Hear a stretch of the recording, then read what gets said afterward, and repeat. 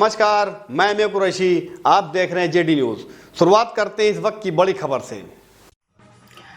कानून व्यवस्था के मुद्दे पर कांग्रेस ने योगी सरकार को घेरा। जी हां, आपको बता दें कि कांग्रेस नेता वीरेंद्र चौधरी ने कहा, कानून व्यवस्था और महिला हिंसा रोकने में नाकाम रही योगी सरकार कांग्रेसियों को व्यक्तिगत निशाना बना रही है। समस्त लोकतांत्रिक व्यवस्था, मीडिया, राजनेता, पत्रकार, सामाजिक कार्यकर्ता सरकार के खिलाफ मुखर अभिव्यक्ति का दंश भोग रहे हैं। फर्जी झूठे मुकदमे चल रहे हैं।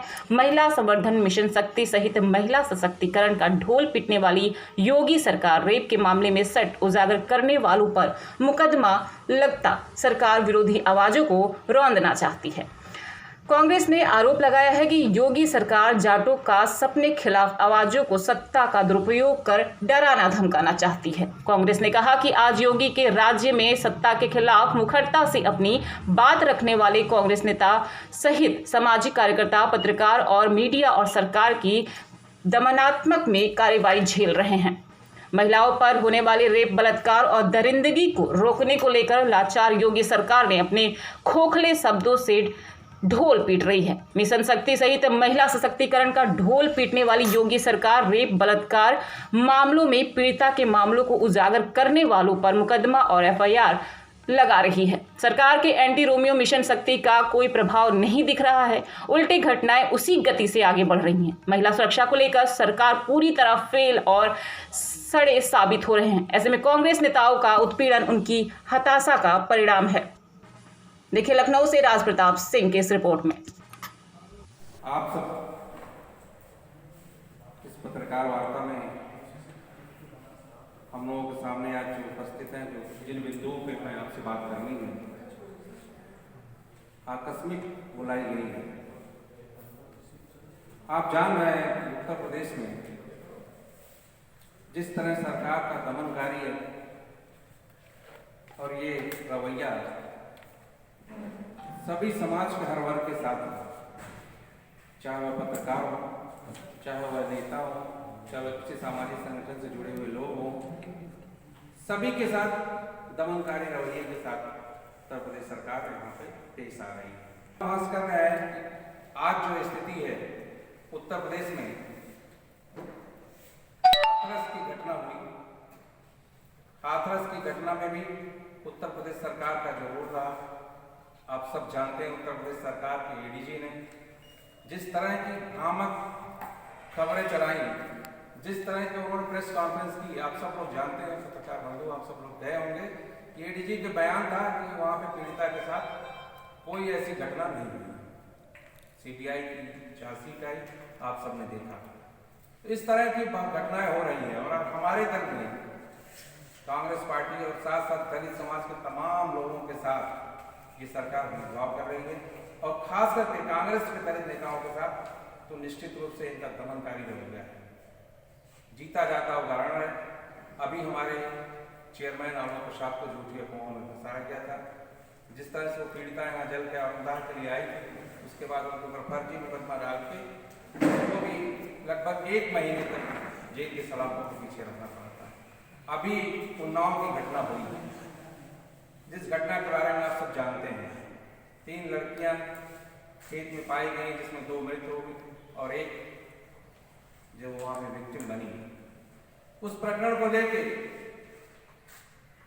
सावित्रीबाई फुले जी वहां मौके पे गई थी। राजनीतिक दल की कार्यकर्ता हैं, नेता है दलित समाज की, उनसे हमारे नेता उदित राज की बात हुई और उदित राज जी ने उसी सिर्फ उस वार्ताक्रम पे एक ट्वीट किया और उस ट्वीट के बाद उत्तर प्रदेश की सरकार हरकत में आ जाती है और उनके ऊपर अफवाह फैलाने का मुकदमा दर्ज किया जाता है। मेरे प्रशासन के लोग इस तरह की अफवाह फैलाते हैं, इस तरह की भ्रामक बातें प्रेस वार्ता में करते हैं, तो आप उनके ऊपर कोई कार्रवाई नहीं कर रहे हैं। और अगर किसी दल का, किसी राजनीतिक दल का व्यक्ति अगर किसी भी घटना में, तमाम घटनाओं का जिक्र मैं करना नहीं चाहता, आप जानते हैं हाथरस से लेकर अब तक जितनी भी महिलाओं के साथ घटनाएं हुई हैं, कानून व्यवस्था का खूब पोल खुल गई है उत्तर प्रदेश सरकार की।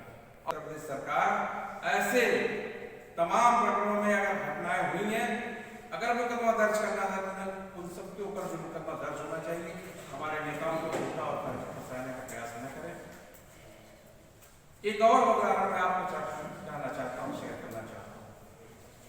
देखिए, अभी कोरोनिल नाम की दवा आई, जिस दवा का बाबा रामदेव ने अपने साबित करना चाहा, उन्होंने इसके माध्यम से बताना चाहा कि ये कोरोना की दवा है। देश के स्वास्थ्य मंत्री हर्षवर्धन, डॉक्टर हर्षवर्धन जी उसमें शामिल हुए। उन्होंने खुद कहा कि हाँ, कोरोना की दवा है। WHO ने उसको प्रमाणित किया, रामदेव जी ने कहा। और क्या हुआ?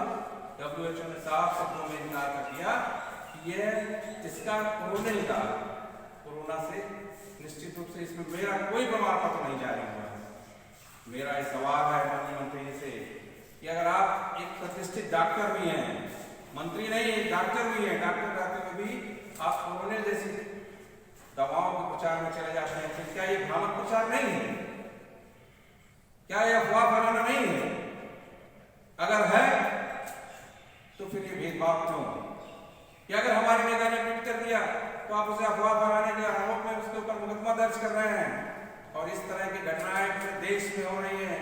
कोरोनिल नाम की दवा का अफवाह फैला के डॉक्टर हर्षवर्धन उस प्रेस कॉन्फ्रेंस में शामिल होते हैं, जो इंडियन मेडिकल एसोसिएशन के मेंबर भी हैं।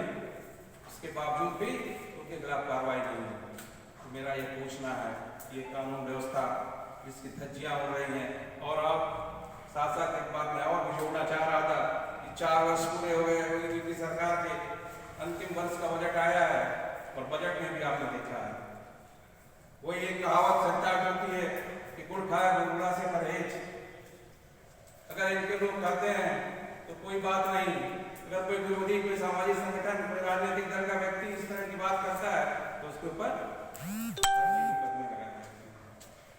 तो मेरी ये मांग है कि अगर भेदभाव अगर इस तरह का है तो राजनीति में, लोकतंत्र में ये अच्छा नहीं है। लोकतांत्रिक व्यवस्था, इस देश की लोकतांत्रिक व्यवस्था जिसमें मीडिया के लोग, राजनेता, पत्रकार, सामाजिक संगठन, सभी वर्गों को अपनी बात सुनने का